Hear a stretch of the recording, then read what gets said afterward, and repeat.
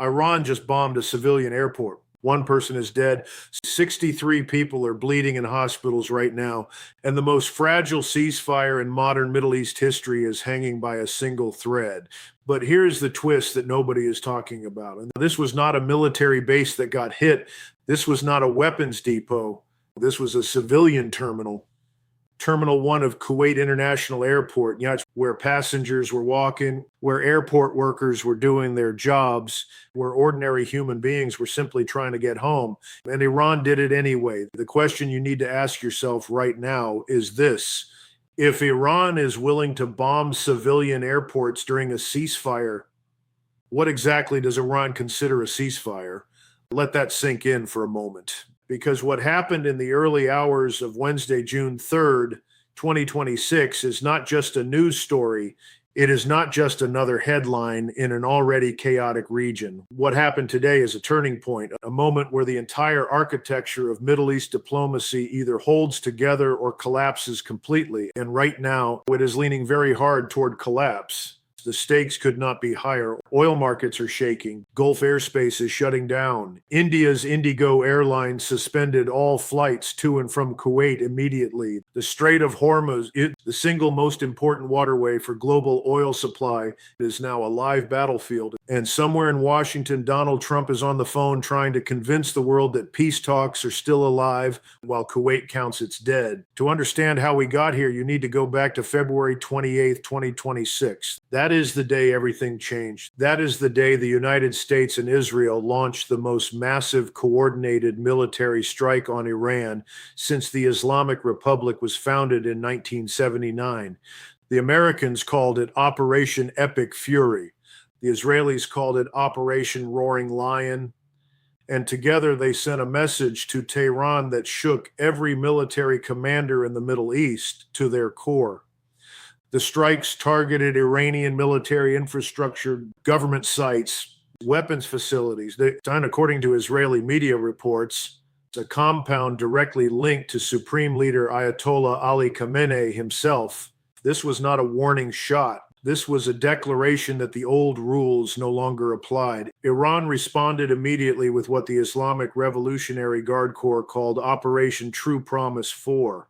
And that name matters because True Promise I was when Iran struck Israel. True Promise 2 was when Iran struck again. True Promise 3 was another escalation. So by the time we reach True Promise 4, you understand that Iran has been building toward this moment for years. In True Promise 4, Iran launched waves of ballistic missiles and drones targeting every country in the Gulf that hosts American military forces: Bahrain, Qatar, the UAE, and Kuwait. Every single one of these nations became a target not because of anything they did, but because they allowed American boots on their soil. Kuwait became one of the primary targets almost immediately.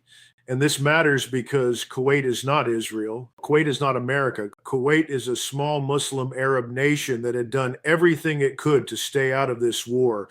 Kuwait's Emir Mashal al-Ahmad al-Jaber al-Sabah said publicly and emotionally that his country was facing what he called an unprovoked attack from a neighboring Muslim country. And he said, quote, "which we consider a friend and to which we did not allow the use of our land, our airspace, or our waters for any military action against it," end quote. Read those words again. Kuwait was saying directly to Iran, we did not let America use us against you, so why are you hitting us? Iran did not care. The missiles kept coming. From February 28th onward, Kuwait has been under sustained aerial assault. Iranian drones hit Kuwait International Airport almost from the very first days of the conflict. By March 24th, a fuel depot at the airport was struck and set ablaze. The smoke was visible across Kuwait City until nearly noon that day.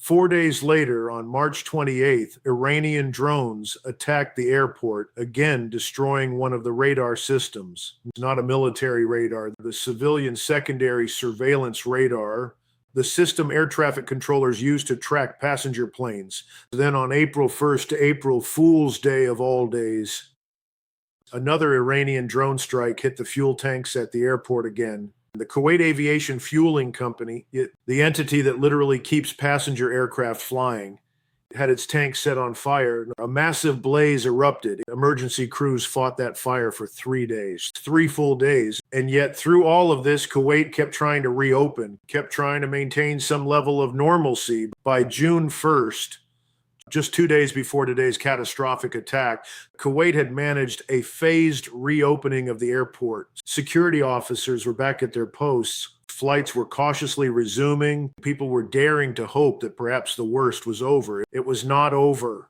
In the early hours of June 3rd, 2026, in the darkness before dawn, Iran launched another wave. This time it was not just drones. This time it was a combination of ballistic missiles and drones targeting Terminal 1 at Kuwait International Airport directly.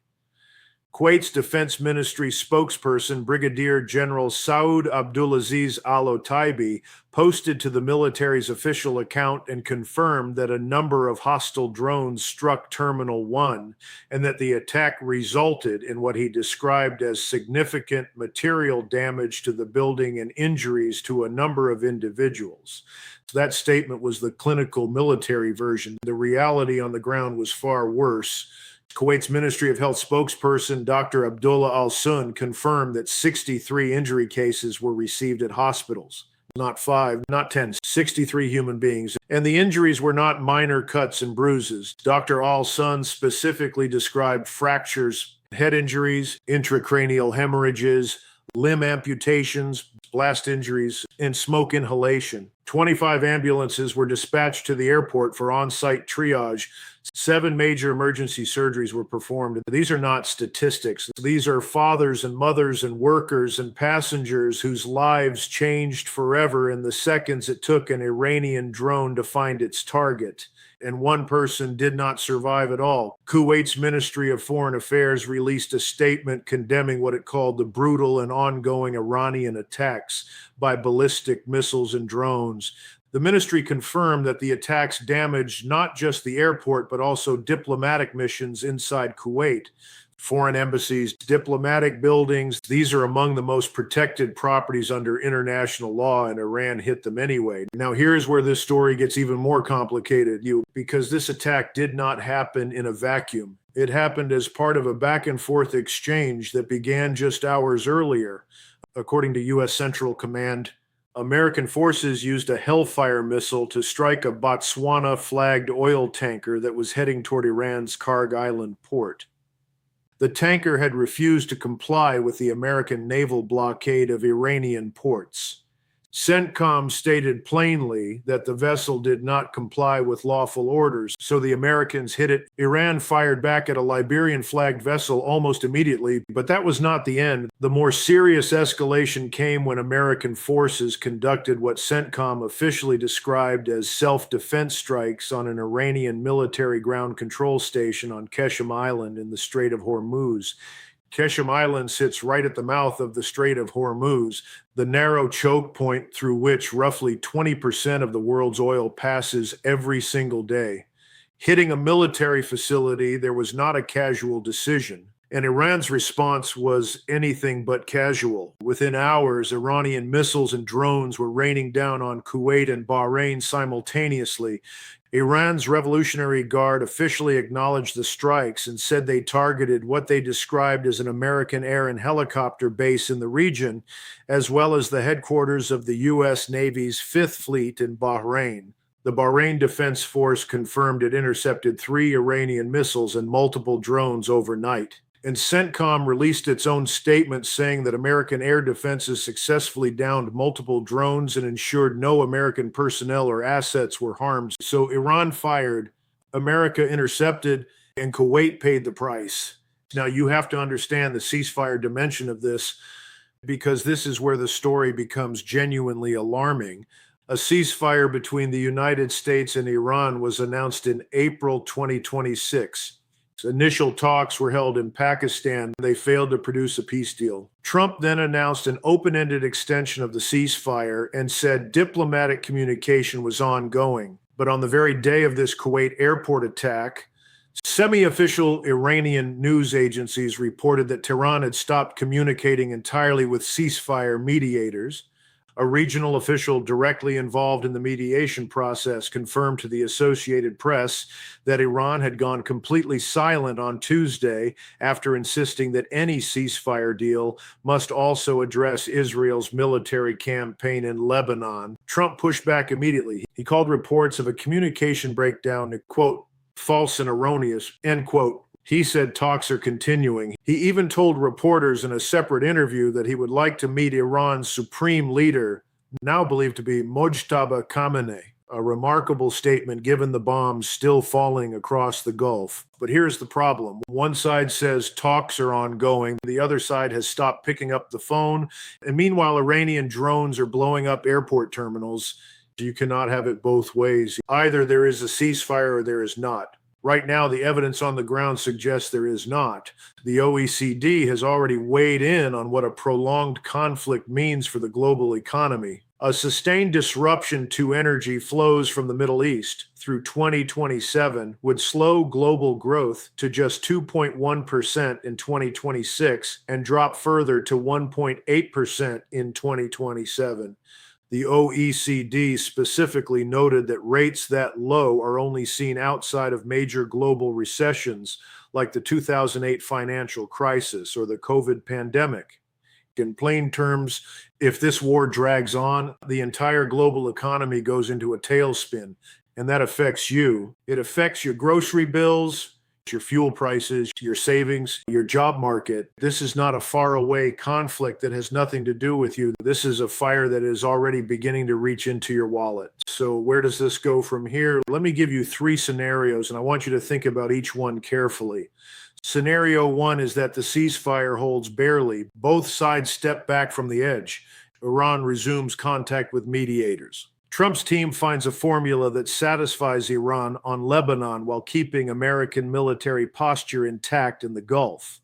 The Strait of Hormuz stays open. Oil prices stabilize. This is the best case scenario, and right now it looks like the least likely. For this to happen, both Washington and Tehran need to make face-saving compromises simultaneously while their militaries are actively exchanging fire.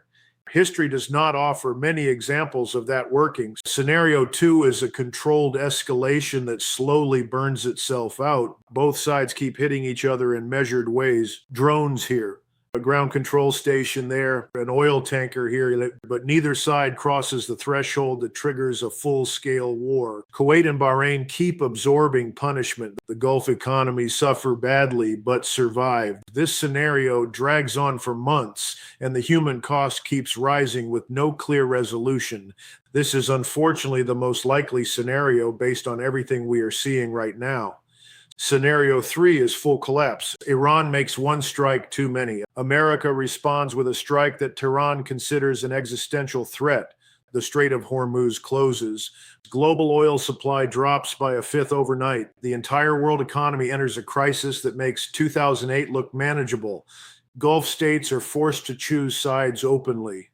Other regional powers are pulled in, and what started as a U.S.-Israel campaign against Iranian nuclear and military infrastructure becomes something none of us have a clear name for yet.